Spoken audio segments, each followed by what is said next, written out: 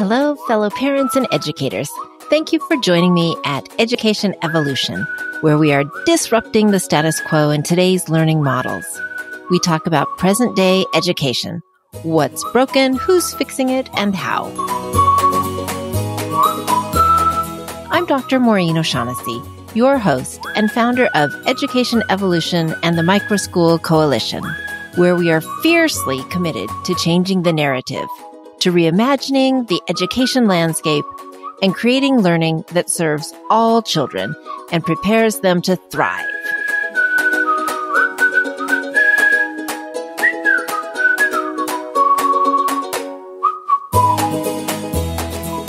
If you are new, welcome to the podcast. Please subscribe on our website to get it delivered to your inbox weekly. If you've been around a while, have you left a review?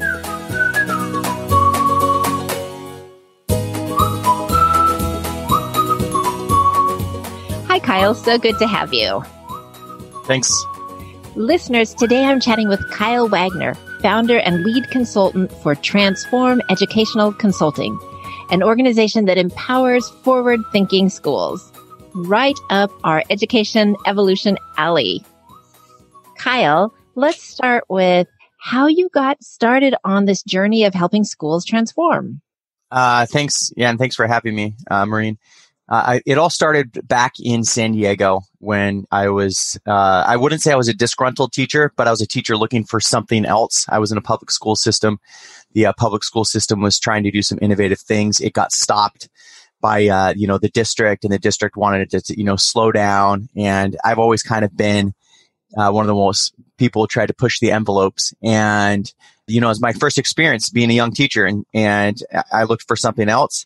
I happened to run into a school that was only 15 miles away, High Tech High, and which a lot of people have heard about. And I went there for an interview, and I was interviewed by the students, and I had to put together a project. And it was just something I've never, ever seen before. And it was like, I found my tribe. So that's what got me started. Fast forward now, it's been 14, 15 years. Now I find myself in Hong Kong helping schools and helping forward-thinking leaders develop those kind of experiences for their students as well. I love it. And that the students were part of the interviews. That's always so awesome. And they can be pretty hard. Yeah. They asked some tough questions. I think that's why I actually didn't get it the first year. I felt like it was a slam dunk. And then the kids started interviewing me. They asked me about homework and stuff, and I didn't know how to respond. I'm like, oh, do I tell them there's going to be no homework? Because that will make them like me. But then again, if I say there's no homework, maybe it doesn't sound rigorous. And so, yeah, they asked tough questions. Yeah. So you've worked at High Tech High. You created Futures Academy. What are some features of both of those that you think would be awesome to see in all schools? Yeah. So, a lot of people watch the video Most Likely Succeed, and they see High Tech High, and it's one part inspiring, but it's also one part intimidating. And I think a lot of people think that's incredible, and then immediately say, there's no way I could do that at our school.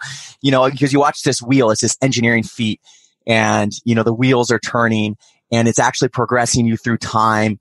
And, it's a combined humanities engineering project, and you just watch it in awe and wonder, and it gets you excited. But it feels far reaching for some teachers. So I think there's certain elements that are within our reach. And I think the elements within our reach are at least to look at what is my curriculum that I currently have now? What connections can I make to curriculum in terms of what people do in the real world with that curriculum? So, when it comes to math, well, there's a lot of, business. You could be tracking, the stock market and be looking at making investments. I've seen people use math and look at roller coasters at amusement parks. It doesn't need to be huge. Start simple. That's kind of my philosophy. And these are kind of the things that I think you can enact anywhere. So look to see how your curriculum connects. Develop, hopefully, some partnerships just with the teacher next door, or the teacher in the same grade level, and say, hey, I'm looking at my math curriculum, I'm seeing it's connected to these amusement parks. We live really close to Disneyland. I know they market their new rides. You are, an English teacher. Well, there's probably some marketing that we could do and look at. And then you start there. And even if they're not pitching it for, Disneyland is a new ride, at least then they're making those connections, and you will build incredible confidence and excitement. You'll see kids engaged and empowered, and then you just go from there. So these are some of the things I think are transferable. High Tech High is obviously that on steroids. Futures Academy is a program developed of that on steroids, but yet it always starts with simple steps. I love that. And I think sometimes educators feel really isolated when they innovate and forget that it could be as easy as going to the teacher down the hallway. So I think your reminder is like, guys, this doesn't have to be that big. Keep it simple. Yeah, really, really keep it simple. And, the silos, I think, is what gets us in trouble, because either A, we're in our fiefdoms and we're really, great with our curriculum and delivering it. And we've done it the same way year to year. And, that doesn't necessarily encourage us to take risks, or B, we haven't really been given the opportunity. Administration, leadership hasn't put in time. And then we're just running this rat race trying to keep up and keep our, heads above water as educators. So I think, getting out of those silos, reaching out, and from a leadership perspective, putting those systems in place that allow teachers to do that. Yes, it definitely, leaders can make a big difference if they will help with those systems.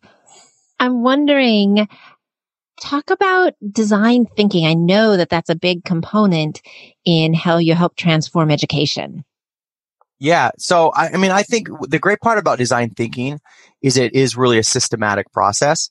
Project-based learning is something that, a lot of people talk about. A lot of people have different definitions as to what that looks like.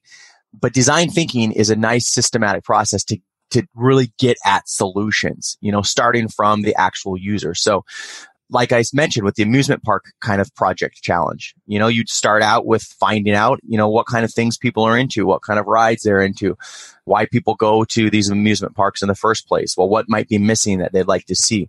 And then, you work from there and you start to prototype some different ideas for some types of solutions. So the thing I like about design thinking is it's systematic. You can use it as a teacher on a very small scale in terms of developing your projects for students. As a leader in a school, you can use design thinking to start making some changes to your school. And I've seen that done everywhere from the space. Maker spaces come up because of design thinking. Design thinking has led to, different types of timetabling for teachers, the combination of subjects. And instead of, being, math and English, you might have it be, entrepreneurship. So design thinking is just a really great way of getting at these kinds of solutions that we need to really move, I think, schools forward with innovation. That makes really good sense. And I think we're probably doing some of that if we can just own it and make it more systemized. I know trying to do any in-person teaching in the middle of a pandemic is like, okay, here's our prototype. Okay, here's iteration 5 as the situation keeps changing. So I think we are doing it. And I really hope that that will be a silver lining from this crazy, difficult time, is that, we're more nimble than we realize. And if we have a problem, we can attack it together and find some good solutions. So to me, I think design thinking makes sense for all of us if we are really committed to letting go of the status quo and getting education where it needs to be. So what you say seems very foundational. Yeah. And, like you mentioned, everybody's amidst the biggest design thinking challenge of their lives. Right. COVID has not allowed people to say, okay, we'll wait on this, for a year. We'll wait on this for 2 years. Winston Churchill said, don't let a good crisis go to waste. And I think we were taking this opportunity with education. We are now all tinkering. There is no research out there that is definitive, that is helping guide us. There's hunches that we have. We're all involved in this scientific investigation. We're gathering data as we go, and schools are defining it differently. Businesses are defining it differently. But what we can look at is, this is now a sandbox for us to do some innovation. And some of the things, we're going to throw some stuff at the wall. Some of the things are going to stick. Some of the things are not going to stick. And that's okay. as long as we really have this mindset. And I can't stress it enough. People need the mindset of a design thinker, right? That is most crucial. You can know the process and talk about it till you're blue in the face, but unless you've actually undergone it and you're actually living it, and you are that living person who represents innovation and creativity, you're not going to be able to get anyone to follow. So we need to really develop that mindset. I love that. And I love living it. Very cool. Kyle, I think a lot of educators get stuck right at square one. Right now, I think there's a false assumption that meeting standards means textbook rote learning, and so the textbook is sacred. So as you work with teacher leaders and teachers, how do you answer the common concern of how could I possibly meet standards while doing design thinking or project-based learning?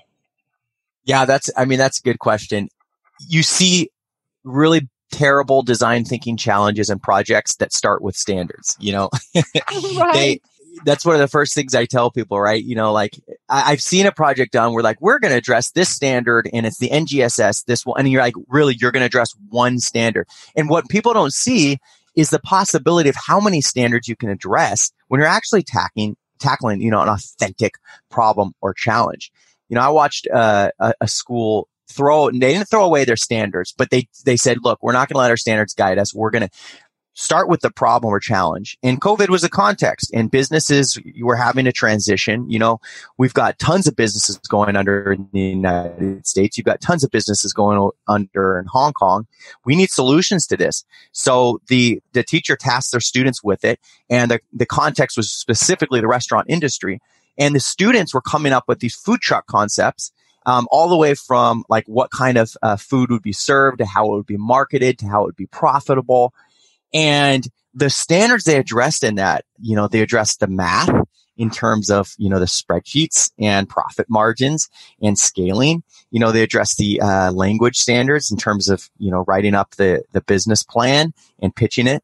Wonderful.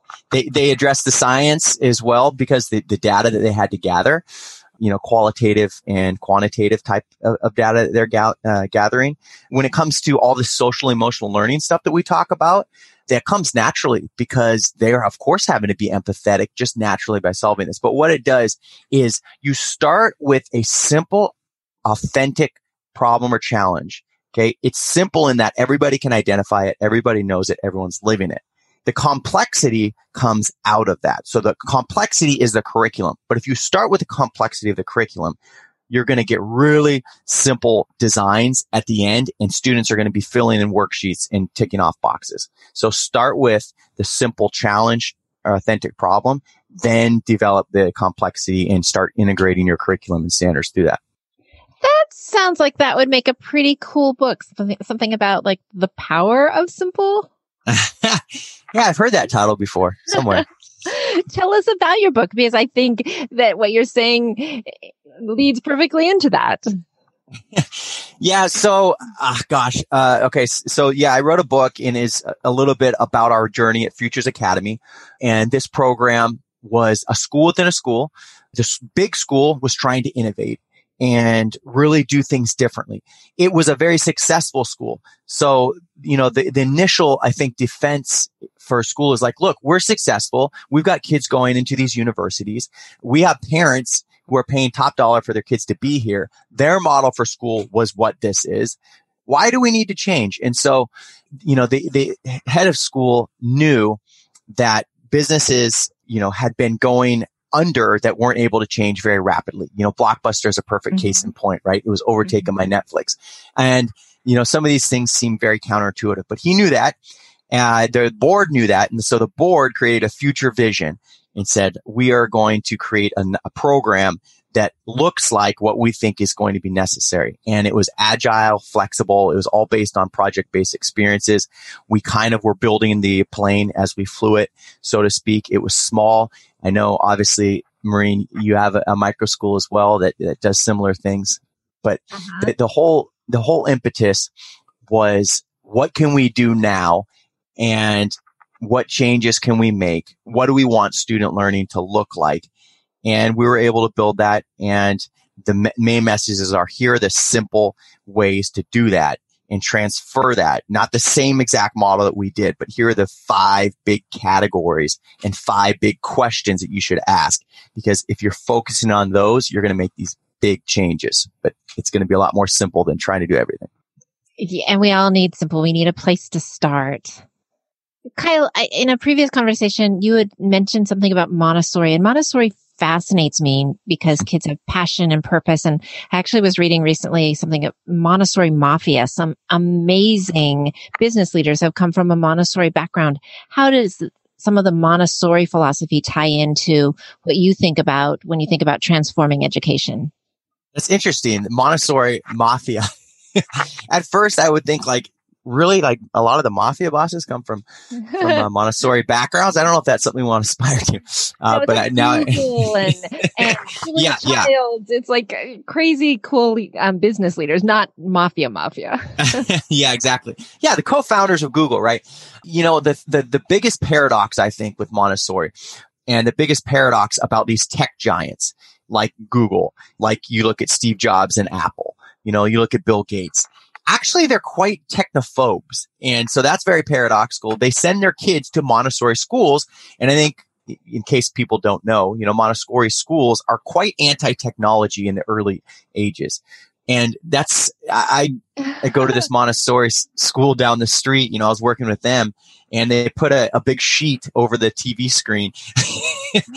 And, I'm thinking, what? That's all we're talking about in schools is tech. And you have your students, you don't even have you're not even putting a projector up there. But the whole idea was that creativity does not necessarily come from tech. Tech is a great tool. And now you see, obviously, the tech leaders like Google, and you see that they're Montessori kids. And I think the reason you see that is because curiosity, imagination, wonder are the things that are very much stressed. Stories are what guides the curriculum. So they hone themselves on a natural way to learn. And I really find it is a natural way to learn. If you watch a Montessori classroom, you're looking for the teacher. If they're hard to find, there's no front of the classroom. All the kids are in little groups doing their things. And they're not stations that this teacher said, okay, this is station A, station B, station C. It's actually really what the students want to do, how they want to extend their learning. When they're ready for the lesson, the mandated lesson or the curriculum, that's when they will approach the teacher and say, okay, I'm ready for this. I want to learn this. And they can either learn that from the teacher or they can learn that from an older student. It's mixed age groups. And our companies, we have mixed age groups. We have sometimes uncertain outcomes, and it's guided by projects. And all these things that are just naturally part of Montessori classroom, I think, are reflected in the real world. So that's why I like Montessori. Yeah. I love how you talk about the paradox too, because it is. We want the tech as a resource, but it has to stay as a resource and not inhibit that curiosity and wonder. Kyle, you, I know, have started a recent endeavor to really support those teacher leaders and people that are serious about transforming education. Could you just mention a little bit about your masterclass and how it might help them?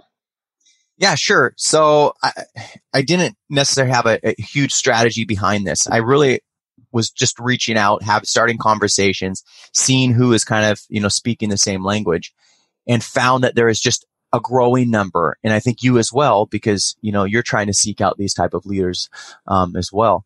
Just seeing who is talking about this stuff and trying to make these changes, but just feels a little bit handcuffed, whether they're, a school leader at a traditional school and the board, is not letting them do that, whether a teacher, but they just really need some tools. And so the masterclass is really centered around the simple messages, of the book currently right now and the big questions that we have to ask. And it's getting leaders across the globe together to really discuss those questions and really hear more about what other schools and what other programs are doing, because that serves as inspiration and just reinforcement. Because it could feel very lonely being that one or innovator kind of tinkering around the edges at your school. So I'm just trying to create a space for conversation, discussion. The book is kind of the context for that right now, but I'm hoping that leads into other books, other studies, deeper questions, and we can keep this network going. That sounds great. It's so lonely when we innovate. And I know when you say around the world, you really mean that, since you're in Hong Kong right now and people are everywhere. That's so wonderful that you're offering that to help people dive in and make these changes that we need. I have one last question for you. Yep. I like to end my interviews with magic wand time.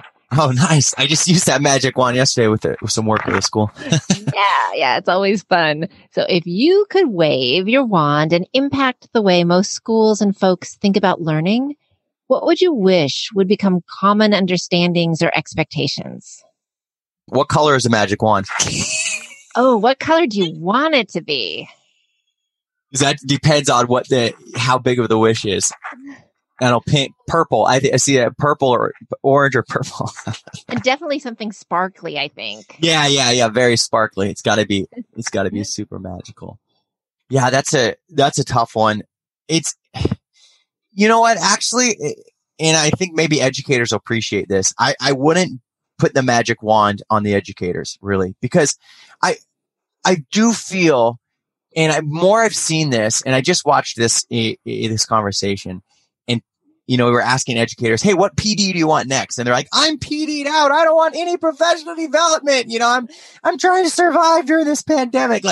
And they are absolutely innovating and doing some incredible things. So the magic wand, I would want to actually wish upon the parents, and the magic wand, I think, upon the parents would be a better understanding of what teachers and educators do every day for their kids.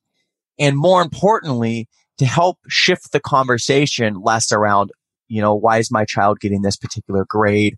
Or what is my, what worksheet can you give to my kid tonight, for homework? And shift the conversation more around how can I see my child become a better citizen, more connected, understand themselves better in their interest, and understand how to use those to make a difference. So I think the magic wand would be more on the parents, and the magic wand would be a better understanding of what educators do daily. Yes. Yes. And if they started asking those questions, can you imagine, if they weren't so preoccupied with the letter grade, or should I hire a tutor, and what's going on with my kid, and is my kid on fire? And oh my gosh, wouldn't that shift what they expect out of education and how they would help us create it? Yeah, it would be like, basically the big message would be like, chill out. I know it's your kid and they're the number one thing in the world, but educators are, you never question a doctor, when you're getting some kind of surgery, right? Like, they know best. It's good to question, but don't question to the point of like the expertise of teachers. Like, it's a craft. They're quite skilled at it. And instead, be asking more questions about how can I support that in making that transformation for my child. Yeah. And maybe what could I be doing outside of school for that transformation? So it's not all on people from 9 to 3 every day. Yeah. Well, and now they're having to do that, right? Because now that the kids are at home, right? It's like mom over the shoulder, Zoom. But instead, mom over the shoulder and Zoom being like, did you answer that question? Did you get that right? It should be kind of mom just kind of chilling out. She's or mom or dad, right? We don't want to have gender stereotypes here, but they're kind of working around the house. They're doing their own thing. It's this work environment, and they're like, oh, hey, what are you doing over there? It's more that conversational piece of like daddy valued piece. Okay. I'm so glad we gave you a magic wand. That's awesome. Yeah. Thanks for the magic wand. Should I ask you, what would yours be? I mean, I don't know if we'll get this in the podcast, but what if you had a magic wand, what would you? Well, if I were addressing your specific question about understandings, I think, we have to start thinking about, what are we even asking for? What do we want the outcome to be with our kids? And that's exactly what you said. So do I really want my kid to check off every box? He's had 4 years of English, 3 years of math. Okay. Diploma in hand, or like, does my kid have an identity? Does he know what his passions are? Does he have a sense of what is meaningful to him and how he wants to give back in the world? And what am I doing to foster that? And how am I supporting schools to get there? Because checking off these boxes on content that we know we'll forget quickly if it had no meaning. So I'd love to get parents to be asking questions about more existential questions and not check off the box academic requirement questions. So I'm with you on that one. So maybe I'm piggybacking and cheating a little bit. No, that's it. I think you should, when you edit this, you should ask the question and then just splice in your answer, because I think you get it perfect. No. I built on yours. We'll leave them both in. How's that for fair? All right. Sounds good. Kyle, thank you so much for joining me. It's a pleasure to get to talk with you. Thanks for having me, Maureen.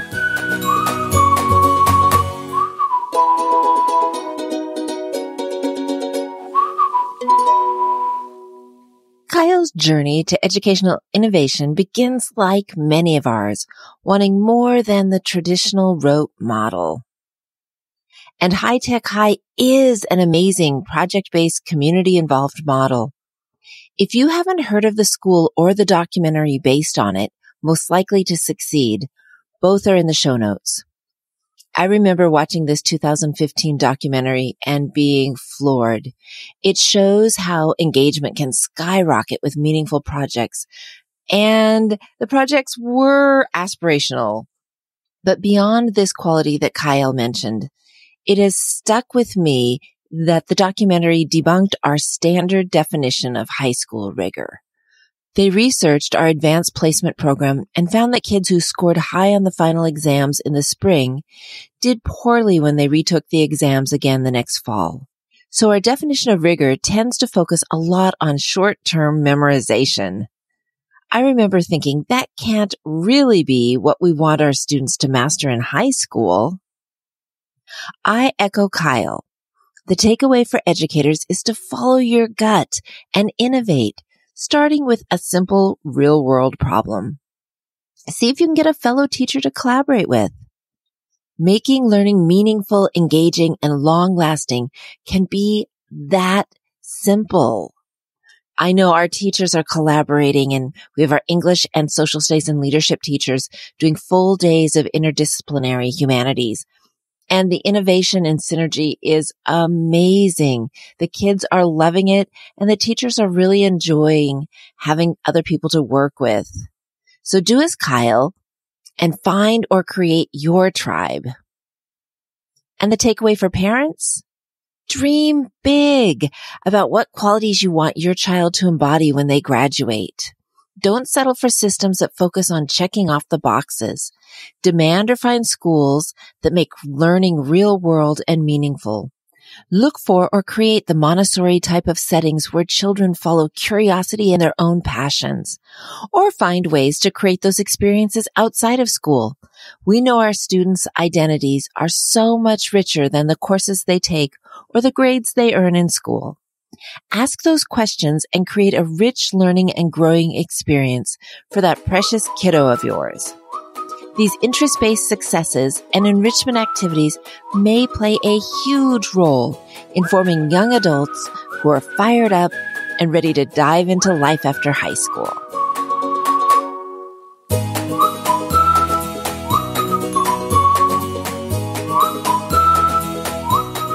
If you're finding yourself thinking, I need to do this in my school, let's talk about it.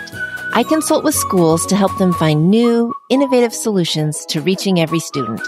Let's put together an action plan. Visit educationevolution.org/consult to book a call, and let's get started.